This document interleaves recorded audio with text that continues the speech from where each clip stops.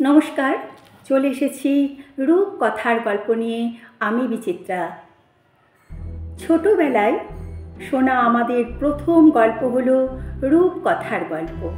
ঠাকুমা দিদিমার কাছ থেকে শোনা এসব গল্পের হাত ধরেই পৃথিবীর সঙ্গে আমাদের প্রথম পরিচয় হয়। তবে রূপকথার গল্প মূলত ছোটদের প্রিয় হলেও এর আবেদন কিন্তু ছোট বড় সবার কাছেই। বহুকাল আগে গ্রামের লোকেরা দলবদ্ধ হয়ে এসব গল্প একে অপরকে বলতো, আলোচনা করত। এই রূপকথাগুলো ছিল শিক্ষার অগ্রদূত। মানুষের মনে শিক্ষার আলো ছড়িয়ে পড়ার আগে এসব গল্প ছিল সমাজের চিন্তা ভাবনার প্রতিনিধি। নির্দিষ্ট করে কাউকে তাই এই উপকথা বা রূপকথার লেখক হিসাবে চিহ্নিত করা যায় না। একজনের মুখ থেকে আরেকজনের মুখে, একজনের চিন্তাধারা থেকে আরেকজনের চিন্তাধারায় সঞ্চারিত হয়ে এই উপকথাগুলো যুগের পর যুগ হয়ে চলে আসছে। তো তেমনই একটি রূপকথার গল্প নিয়ে আমি বিচিত্রা আপনাদের সামনে চলে এসেছি। চলুন মূল গল্পে ফিরে যাই। আমি আজ শোনাবো আফ্রিকার রূপকথার গল্প, যে গল্পটির নাম দিয়েছি আমি দুই ভাই। মাসাই উপজাতিদের নিয়ে এই গল্পটি। অনেক দিন আগে আফ্রিকার এক গ্রামে দুই ভাই থাকত। তাদের মধ্যে কোনো মিলমিশ ছিল না। সারা দিন তারা নিজেদের মধ্যে ঝগড়াঝাঁটি করত। একদিন ঝগড়া করতে করতে ছোট ভাই বড় ভাইকে বলল, তোমার থেকে আমার বুদ্ধি অনেক বেশি। বড় ভাই রেগে মেগে উত্তর দিল, তোমার কোনো বুদ্ধিই নেই, তুমি একটা বুদ্ধির ঢেঁকি, আস্ত বোকা। ছোট ভাই এতে এতই রেগে গেল যে স্ত্রীকে নিয়ে সে বাড়ি থেকে বেরিয়ে পড়ল। অনেক বন জঙ্গল নদী পেরিয়ে একসময় ওরা ছোট্ট একটি গ্রাম দেখতে পেল। ছোট ভাইয়ের বউ বলল, চলো আমরা বাড়ি ফিরে যাই, এই গ্রামের লোকেরা হয়তো আমাদের কিছু ক্ষতি করে দিতে পারে। ছোট ভাই বলল, না, আমি কিছুতেই বাড়ি ফিরে যাব না, দাদা আমাকে বোকা বলেছে। ছোট ভাই উত্তর দিল। ওরা দুজনে গ্রামের ভেতরে গিয়ে দেখল মাত্র ছোট ছোট তিনটে কুঁড়ে ঘর নিয়ে এই গ্রাম। কারণ গ্রামে মাত্র একজন লোকই তার স্ত্রী ছেলে মেয়ে নিয়ে বাস করত। গ্রামের লোকটি বলল, তোমরা কোথা থেকে এসেছো? লোকটা ওদের জিজ্ঞাসা করলো। বনের ওপারের এক গ্রাম থেকে আমরা এসেছি, ছোট ভাই উত্তর দিল। তুমি খুব খারাপ লোক নও তো? আমি আমার গ্রামে কোনো খারাপ লোককে থাকতে দিতে চাই না। না না, আমি খারাপ লোক নই, আমার দাদার সঙ্গে খুব ঝগড়া হয়েছে, একসঙ্গে থাকা আমার পক্ষে আর সম্ভব নয়, তাই আমি গ্রাম ছেড়ে চলে এসেছি। ছোট ভাই বলল, ঠিক আছে, তোমরা এখানে থাকতে পারো, কারণ আমিও আমার বাড়ির লোকজনদের সঙ্গে ঝগড়া করেই এখানে চলে এসেছি। লোকটা আবার গম্ভীর স্বরে বলল, তোমরা একটা কুঁড়ে ঘরে গিয়ে থাকো। ছোট ভাই ও তার বউ গিয়ে ওই কুঁড়ে ঘরে বাস করতে লাগলো। এভাবে কিছুদিন চলার পর লোকটা এসে ছোট ভাইকে বলল, খাবার তো প্রায় শেষ হয়ে গেছে, চলো আমরা দুজনে বনে গিয়ে পশু শিকার করে আনি। প্রথমে আমরা একটা গভীর গর্ত খুঁড়ব, তারপর ডালপালা দিয়ে গর্তটাকে ঢাকা দিয়ে দেব। কোনো পশুও ওই ফাঁদে পড়লেই আমরা তাকে ধরে আনব, তাকে কেটে অনেক মাংস পাওয়া যাবে। এরপর দুইজন মিলে জঙ্গলে গেল। সারা দিন পরিশ্রম করে ওরা অনেক গভীর একটা গর্ত খুঁড়ল, তারপর ডালপালা দিয়ে গর্তটাকে ঢেকে দিয়ে অনেক রাত করে বাড়ি ফিরল। কোনো পশু পেলে সেটাকে কিভাবে ভাগ করা হবে লোকটা জিজ্ঞাসা করল।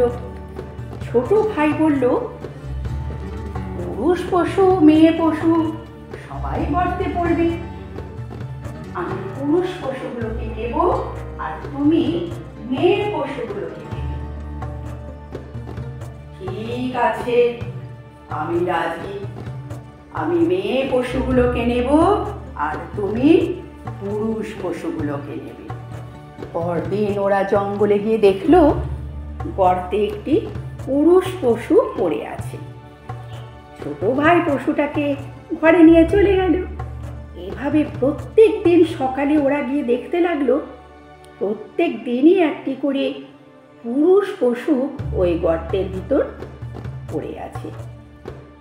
আর ছোট ভাই সেই পশুগুলোকে নিয়ে নিজের ঘরে জমা করতে লাগলো। এদিকে ওই গ্রামবাসী ও তার বউ ছেলে মেয়ের খাবারই জুটত না, কিন্তু ছোট ভাই এক টুকরো মাংস ওদের দিত না। ছোট ভাই একদিন ওর স্ত্রীকে বলল, জঙ্গলে গিয়ে কিছু কাঠ কেটে নিয়ে এসো, বুঝলে? এত মাংস জমে গেছে, এগুলোকে যদি সেঁকে না রাখি তাহলে সব পচে যাবে। বউ জঙ্গলে গেল, কিন্তু অনেক রাত হয়ে গেল, বউ আর ফিরে আসে না।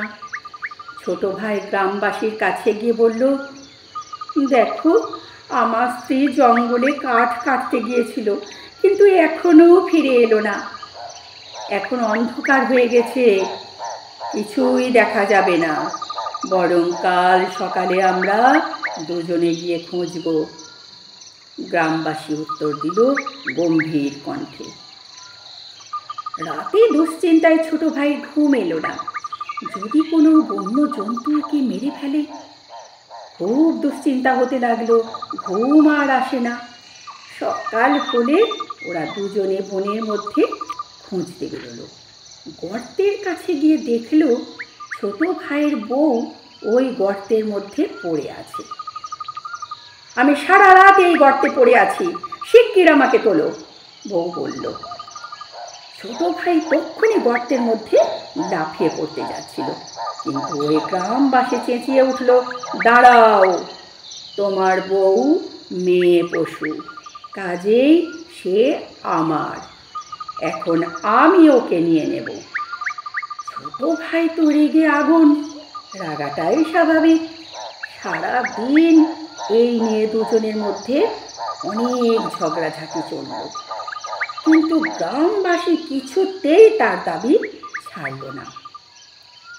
ছোট ভাই ওর বউকে নিয়ে নিজের অধিকার খাটাতে চাইছে, এটাই স্বাভাবিক। ওদিকে বড় ভাই ওই বনেই শিকার করতে এসেছিল। সে রাস্তা হারিয়ে বনের মধ্যেই ঘুরছিল।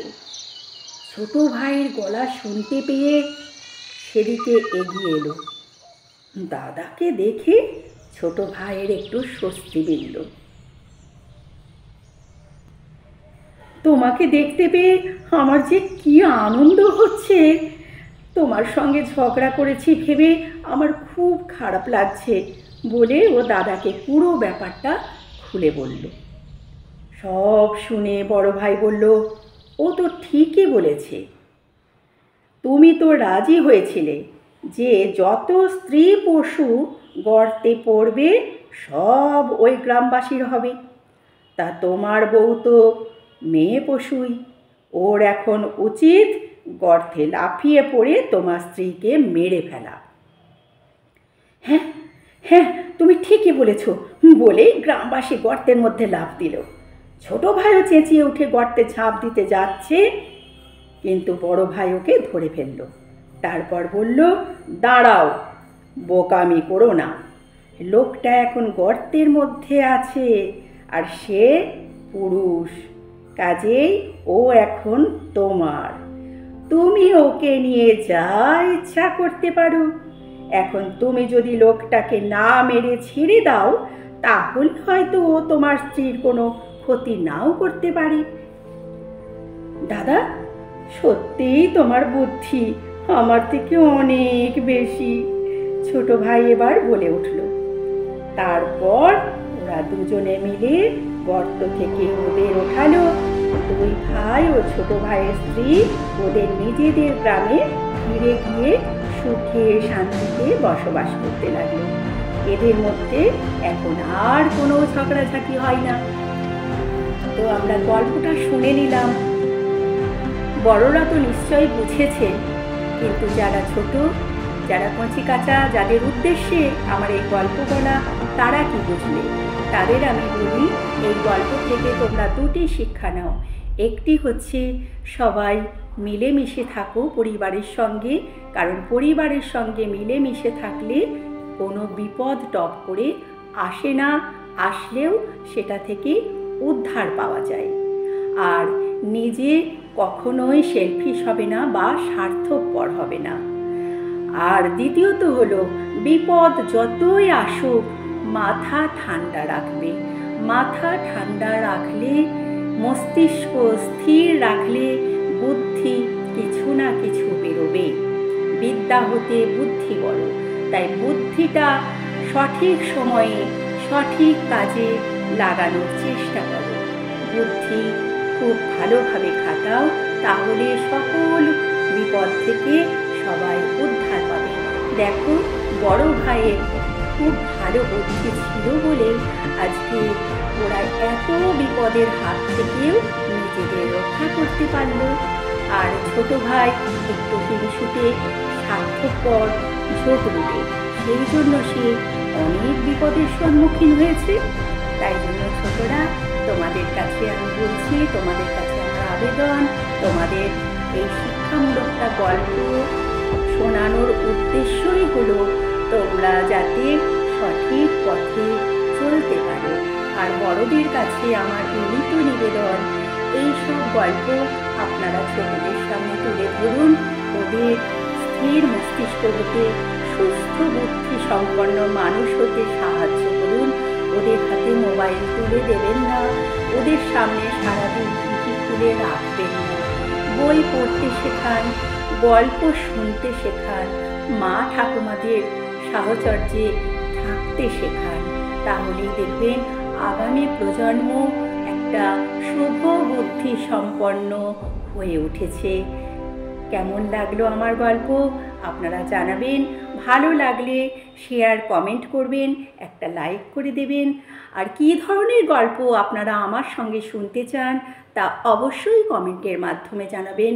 আমি বিচিত্রা দিদি সব সময় আছি আপনাদের সঙ্গে, আপনাদের পাশে, সুন্দর সুন্দর উপস্থাপনা আপনাদের সামনে তুলে ধরার জন্য। তো আজকের মতো আসি। সবাই খুব ভালো থাকবেন, সুস্থ থাকবেন, এটাই আমাদের কাম্য।